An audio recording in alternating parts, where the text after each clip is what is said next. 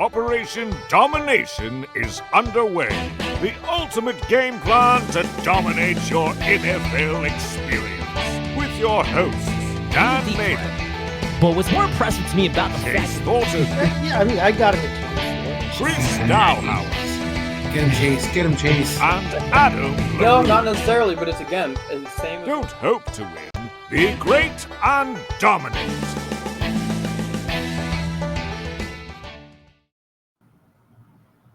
Well, it's Wednesday night, so it must be time for Operation Domination with the boys. That's right. I'm your host, Dan Mader, joined here with the full crew today. We got Chase Thornton in the house with Adam LaRue and Chris Dowhower. Thanks for checking us out live on our YouTube channel. Make sure you go to @FFAdvice, subscribe, hit the bell notification, get notified when we have new content available to you. There's new content literally every single day, and download us on your favorite podcast app so you can listen to the show while you're on the go.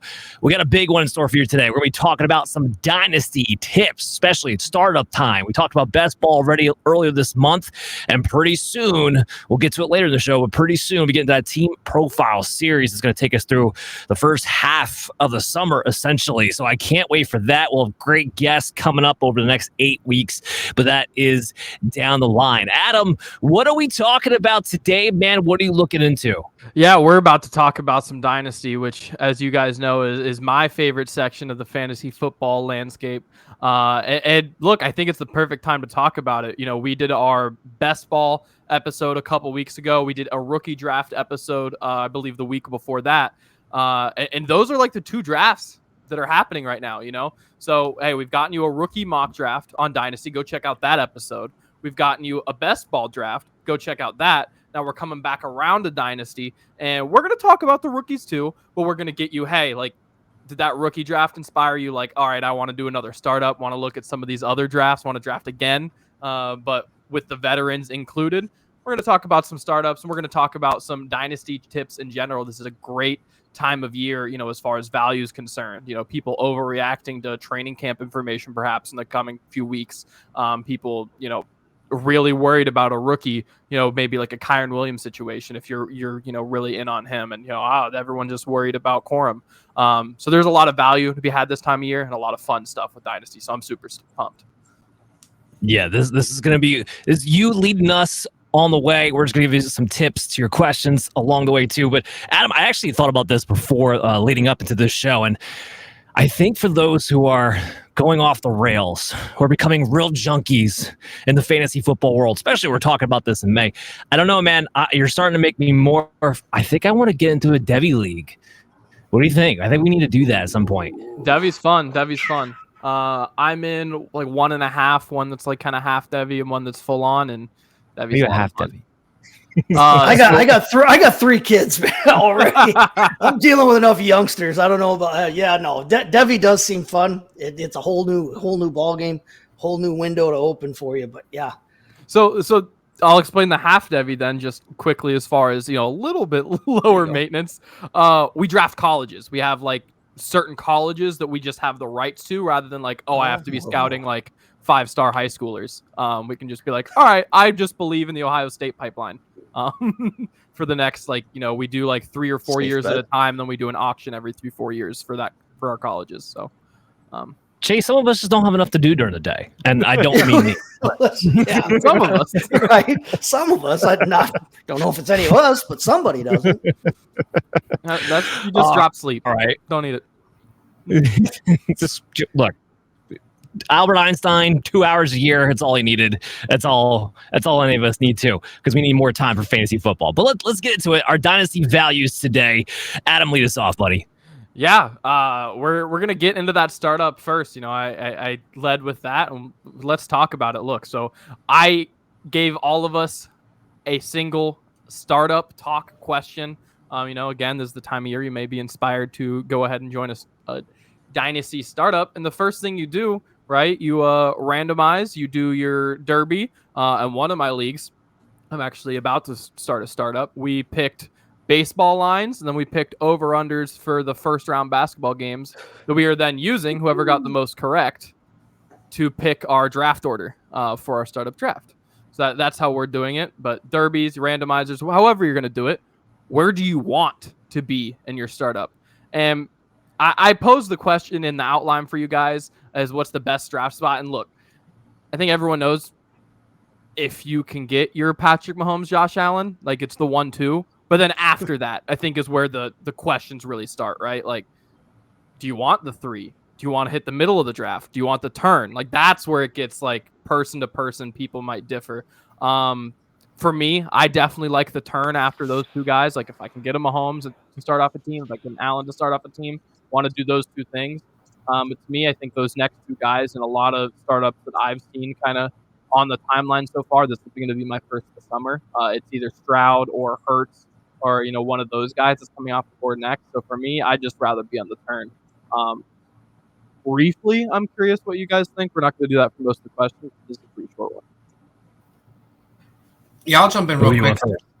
Okay, Chris. I'm going to jump in real quick. I like the strategy of kind of going at the end, like you're saying, kind of pairing it up. I also like that because you don't have to wait as long, especially when you do leagues like this, Dynasty. We're joking about for the show, joined, how long this process can be when people are drafting sometimes. But I also like my preference would probably be in the middle because I feel like it's where you get the value the best, especially in the first 4 rounds, where these are going to be certain players on the board still be able to kind of, falling to you versus at the end. Sometimes you're getting there in that 4th round or 5th round and you're like, how far do I stretch for some of these guys? So for me, I'm looking at, I like that middle area where you're going to have some value and have some options that, for whether it's receiver, running back, quarterback, you're going to have somebody that you like on your board probably in the middle there. Chase, what do you think? Ignoring the Mahomes and Allen. Yeah. I tend to agree with Chris there. It's just, if you're doing snake style draft, and not everybody does, some of them go straight like normal, like the regular NFL draft. But when you're doing snake draft, I like being towards the middle more because I feel like it allows me to the curveballs you get thrown, I don't feel are as curvy because you get to adjust to them sooner rather than, oh great, something's going on here now and I got to wait 18 picks until I'm up again. I just prefer that real steady every 10, 11, 12, whatever picks to have another selection coming up where I can then, make my pick and reset my strategy, I can constantly adjust in closer to in real time, I feel like, than when I'm on one of the turns. And that's the same way for me in redraft as well. I always prefer when I'm somewhere between like 4 and 7. I like that middle range there. Dan, what do you think? I prefer in a 12-man league. I think I prefer the 8th pick. Yeah, no, I'm totally kidding. It's definitely the middle as well. I just didn't want to be exactly the same as these guys, but you can more easily map out your draft, especially based on ADP when you're drafting in the middle of the round. Because if you're going to go off the ADP map, you say, okay, I have a rough idea. This player, these are rounds are going to fall in. I'm going to be in the middle of the round. Therefore, I have an equal shot at these guys in these certain spots. It's just a real easy roadmap, unless you're just dying to have, a super flex league. You just want Patrick Mahomes or Josh Allen. You want that number 1 pick, make your life easy, get one of the top quarterbacks, and then kind of go from there. But to me, it's either the middle, or I want to draft the beginning, or I want to be the exact last pick of a draft. Those are the 3 locations that I want to be, because I either want the back-to-back on the back end, I want the front end pick, or everything else I just want in the middle. The worst place, in my opinion, is to be, like I said, 8, 9 in a 12-man league. You're just caught out in no man's land 24/7. It's awful. So that's kind of where I fall on it myself a little bit. Not that everybody has a lot of control over where they're going to be picking either. Yeah. No, I would say that too, though, if I have to be on a turn, one of the turns, I would prefer to be on that 12, 13 turn towards the end of the first round, because I always feel like, oh, hey, I'm getting basically 2 first-round dudes at once, rather than having that. Yeah, sure, I get Mahomes or I get Allen. I can get another quarterback, franchise quarterback later on as well that'll last me just as long. Maybe won't get me quite as many points per game, but I can make up for that elsewhere. I would rather be able to get those 2 first-round level guys than have to wait, and now I'm picking everybody else's leftovers there.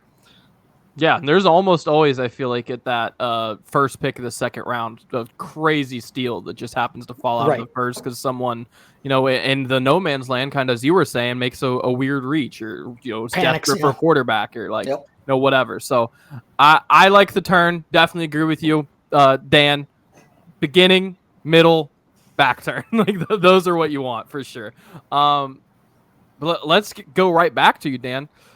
All right, so we've decided where we're drafting. Who is the guy that's like, all right, I just exited the first round with this guy. Like, we're good to go. This dynasty is going to be awesome. Oh, who's the corner still? Well, I think this is actually meant for Chris, was it not? Yeah. Oh, sorry. Yes. Or did I misread? Yeah. That is for Chris, yes. I misread. Reading skills haven't failed me. All right. Yeah, so now. I'm looking for that cornerstone player, and especially the super flex. I'm looking at Caleb Williams. I mean, look, we're hearing all the different hype about him being Patrick Mahomes. I think it might be a little high, but we know this guy has good scrambling ability. We know he can throw the ball. He's going to have a plethora of weapons. He's got a lot of easy kind of transition with their veteran receivers that kind of ease him in and have long term. He has young guys. His coaching staff's pretty fresh and new there. So overall, I think Caleb Williams is a guy that if you can get your hands on him, that is a franchise-changing situation for you. In one of our dynasty leagues, Dan has Caleb Williams. He made some different moves to kind of land that pick, but that's where you look at him now. All of a sudden, you're like, oh, this guy could be a contender in a year or two. Versus looking for some of these guys and you're hoping, wishing he's going to start. We already know Chicago announced he's week 1 starter. You already know what you're working with. You talk about the kind of draft, how you kind of dictate what you're building your team around. I'm with Chase. I like to have someone kind of control in the sense of what I'm building around. And Caleb Williams is a guy in a great situation where I feel like I can build something around and, be in a position where I kind of control the team moving forward. Yeah. I mean, when you talk about the first. I listened to our friend Adam. No, Adam, sorry. I was going to say, I listened to our friend Adam. I trusted the process. I tanked, and I got Caleb Williams number 1. Get out. I was going to say, look, there's not many guys when you get to the first handful, 3, 4, 5, 6 picks of a startup that can actually beat their ADP just because, how can you beat 3? Yeah. But talk Caleb Williams, who I'm looking at 10, and I've seen him go earlier than that, but you can easily get him at 6 or 7, and that's beatable for Caleb Williams. He could easily be going would any of you be that shocked if he's the chalk 3 next year? I'm not saying I expect that, but I wouldn't be shocked. No, and I think not at all. That's my bad. No, I was gonna say I love it though. Really excited over that. I was going to say, looking at the end of the draft, like you're talking about, Adam, that's where the value is. And I think if you can get Caleb Williams maybe in that later for end of the first round, then you come back in that second round where you're going to get another player to kind of lock up with him. You're feeling pretty good where you're standing. Yeah, 100% agreed. 100% agreed. All right, so this is the draft I meant to hit. Always remember, if you ain't first, you're last. That's what I meant to hit. Well, since I did trip you up a little bit there, Dan, let me go back to you. With my other question, which was focusing in on a specific quarterback. That's Justin Herbert, who, draft capital I've seen all over the place, but we're talking someone who is available in the second round of startups in a lot of cases after being someone who was as high as 5 last year, was one of the top quarterbacks. So I think we're all on the same page that from a redraft perspective, the offense coming in has kind of dinged him a little bit. But from a dynasty perspective specifically, is he suddenly a really good value just because of the talent and because of, hey, maybe the volume drops a little bit, but efficiency is going to be good? Or is it, look, if this isn't a pass-first offense, then even in dynasty, it's just not worth it?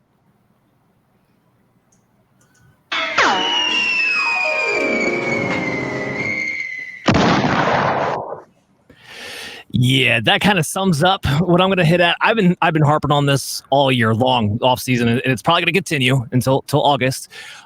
Maybe not so much. The ADP has been dropping, Adam, to your point, as you've said, but even in dynasty leagues, it's still a bit high. I mean, last thing I was checking, I'm not sure where you're pulling the ADP from, but he was still at quarterback 8 right now, as far as dynasty startup leagues go. At least on Fantasy Pros, he was just behind Richardson, just a little bit ahead of Jordan Love. And there's a range of quarterbacks there that I'm sorry. I like more. I do like the Loves and the Richardsons more. I like the Jaden Daniels more. It's just that ceiling's gone. Unless Justin Herbert turn in to Daniel Jones as far as his scrambling legs, I don't see where this fantasy floor is going to necessarily come from.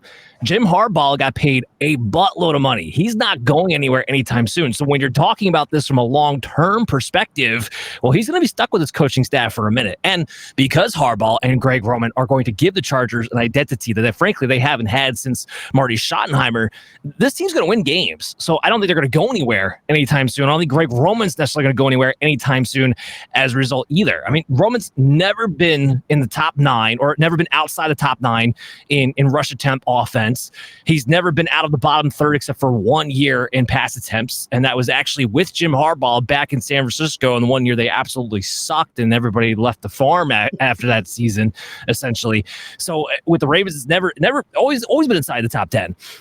Herbert, himself, even with the volume he's had, and this is a guy who's averaged 39 pass attempts a game over the last 3 years in a row leading up to this point. He's been fantasy roller coastery even with the volume. I mean, he was a QB2 in 2021. Then he was a QB 17 in 2022. Last year on a point per game basis, he was QB 11. But he's been all over the map even with the volume heading his direction. So from that standpoint, and then Keenan Allen's gone and Mike Williams is gone. I love Ladd McConkey, but that's one weapon. Everyone's trying to get excited about Josh Palmer being a sleeper. We do remember this is Josh Palmer, right? Like he's like the wide receiver 4 on a good team. Like let's not forget that. So I'm failing to see where the volume comes from. If you're not going to have volume, then you have to have efficiency. Ask CJ Stroud, ask Brock Purdy. But he's not set up to have that kind of efficiency. This offense isn't set up to have that kind of efficiency. So when I break all these things down, I just don't mathematically see where it's going to happen for Herbert, like I said, unless he turns into Daniel Jones with his legs. So no, I'm not on board. I have him more as a mid-level QB2. I think he's the most talented QB2 of your life, but unfortunately, that's where he's going to stay.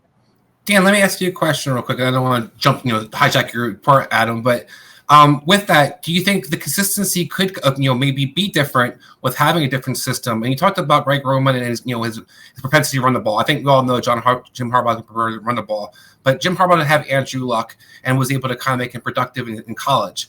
Now it's a different game in a sense, but what I'm pointing out is that has Greg Roman ever had a quarterback like Justin Herbert? He's always had a mobile guys, a Tyrod Taylor, a Lamar Jackson, etc. Colin Kaepernick in San Francisco. Would you think it could be different where it could be more efficient where, with the weapons, offensive linemen, quote unquote, that Jim Harbaugh talks about, that his line, maybe there's more big plays available. If Justin Herbert has a big arm, maybe he is more efficient. It has consistency that kind of you see stabilize versus the up and down where the Chargers have always been up and down. Unless they hire a pass game coordinator, no, because it's been well documented that Greg Roman, when it comes to the passing game, is completely and utterly inept. Receivers didn't not want to play in Baltimore because of Lamar Jackson. Receivers didn't want to play in Baltimore because they didn't want to run the Greg Roman Madden 98 vanilla concepts. So from that standpoint, no, unless they change that part of it, I don't think this changes into anything spectacular. The closest thing he has had to a pocket passing quarterback was Alex Smith for like a year. That's the closest thing we saw. And Alex Smith is not the same type of quarterback as Justin Herbert. So that's comparing apples to oranges to begin with. But so to that point, do we have some uncertainty, some unknown to some degree? But I also know what he calls from a passing game concept. And right now he's the guy who's running the entire game plan. So no, I don't think so. Yeah, I think that's fair. I think it's an interesting question because kind of to your point about him being like the most talented QB2 ever, like I think he is more talented than all the guys around him. So it is hard when I am definitely of the philosophy, and I think a lot of us are, that generally speaking, talent wins out over time. That's kind of the key to Dynasty is you get the talented guys and over time it typically works out. But it gets really interesting when he is kind of, to your point, tied to this coach for, I mean, we talk about 3-year windows a lot as well, at least 3 years. Harbaugh's going to get at least 3 years. Roman probably gets at least 3 years. So that makes this situation specifically really fascinating, I think. Good points. I struggle with him not being a value, but I do think he's going to fall a little bit more throughout the summer. So I do think he'll probably work his way into being a buy by August, but I don't think it's there yet. For me personally. At any rate, Chase, we're going to come back around to you. We're going to go. We just talked about our veteran. We have talked about Caleb, but otherwise, as far as rookies go, this is the other risk, you're kind of swinging in the first 2 rounds. There's like the Herbert, the guy that's clearly talented, but the situation's getting a little wonky, so that's why he's kind of dropping down the boards. And then it's, okay, we have these uber talented rookies and second-year guys we haven't seen a ton of, right? There's Caleb Williams is, a fringe first-round guy. Marvin Harrison Jr., first-round-ish guy, early second. Then there's like Stroud, Richardson, Bijan Robinson, who are all in the top 24 in startups. Richardson, we only saw, 4 games? Stroud, we saw a full season, but we're less than 4,000 career passing yards. And then Bijan Robinson was just barely 1,000-yard runner, if I'm not mistaken. And these are all guys that, very talented. I'm not denying that, but from fantasy perspective, it's hard to take that swing, at least in my opinion, in the very top of a startup draft. But I'm curious to see what you have to say. Well, first off, on the Bijan thing, FAS, forget Arthur Smith. But to move on to the larger point, I personally am comfortable spending a startup first or second on one of these first or second year guys, one of these young guys that's unproven. But that tends to play into my overall philosophy when I'm talking about startup drafts and dynasty anyway. You need to have your overarching concept when you come into a dynasty startup. You can't just go in willy-nilly and shoot from the hip and think you're gonna set something up for long-term success there. Are you one of those guys that wants to treat it more like the redraft and go for win now, and in which case you're probably a little more risk averse in terms of these younger guys? Or are you going for that productive struggle, or you punting your first and second year and trying to gain assets for down the road kind of thing? I tend to be one of those that likes to go for the youth early, tends to want to try and acquire assets and set myself up for the long term for year 3 or 4 and beyond. So I'm completely comfortable taking a guy like a Stroud, like a Richardson, like a Caleb Williams. If you look at the ECR, you look at the expert consensus rankings right now for dynasty leagues.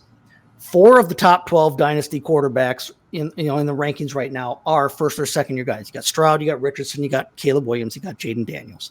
They're in the top 12. They're QB1s.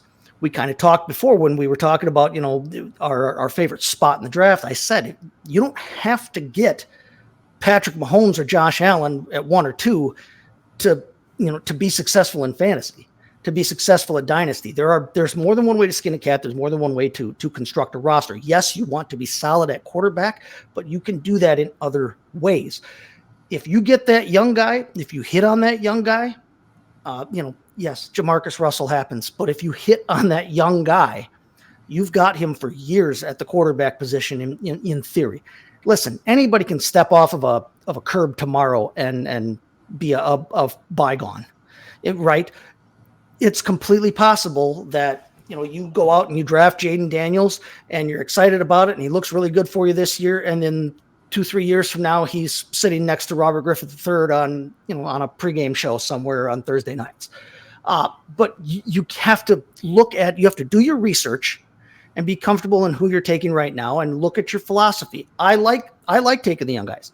2 of the top 12 running backs right now are first or second year guys, and Bijan and Devin Achane, whatever you want to call him, Achane. 3 of the top 12 wide receivers in Harrison, Puka, Neighbors. 3 of the top 12 tight ends, including Sam Laporta, who is a top 16 overall ranked dynasty asset right now.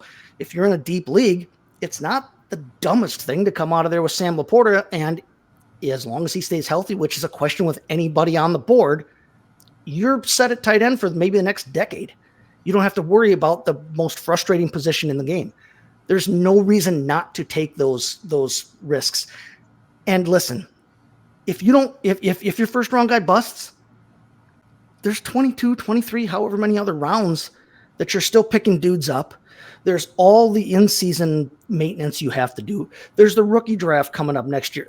If your very first overall pick sinks you dynasty, redraft, or otherwise, you need to reevaluate how you're building your entire, roster and how you're managing your team to begin with. So I have no problem coming out of a first round of a startup draft with a guy like a Caleb Williams. Yeah, I agree with you, but it is always a little bit more scary, I guess, a little more concerning than some of these more established guys. But to the earlier point with Caleb Williams, and I think it's true for all those guys, that's really the only way you're going to outswing the ADP, right? Because Mahomes can't really beat 2 other than pass Allen. There's only so much you can do. And guys only play in this league for so long. We know that. We know guys only play in this league for so long. We know that there are those soft walls in terms of age, like 26, 27 for running backs and 30 for a wide receiver and 30 something in there for a quarterback, and for a tight end it's early 30s. We know that those are there, so you can take a guy closer to that, and that's great. But are you taking a guy that you're going to have for a year or two, or are you playing the economic game, like setting up your retirement fund, and are you taking those risks early where you can get the most return on that investment over the long haul, or are you playing it safe like you're closer to retirement? So totally. Hey, plus, so many people have said Caleb Williams is the new Patrick Mahomes. It must be true at this point. Only everybody concentrating. If 1,000 people say it has to be true. Well, yeah, a lot of people say a lot of things about a lot of things, but they have done a good job of setting that dude up.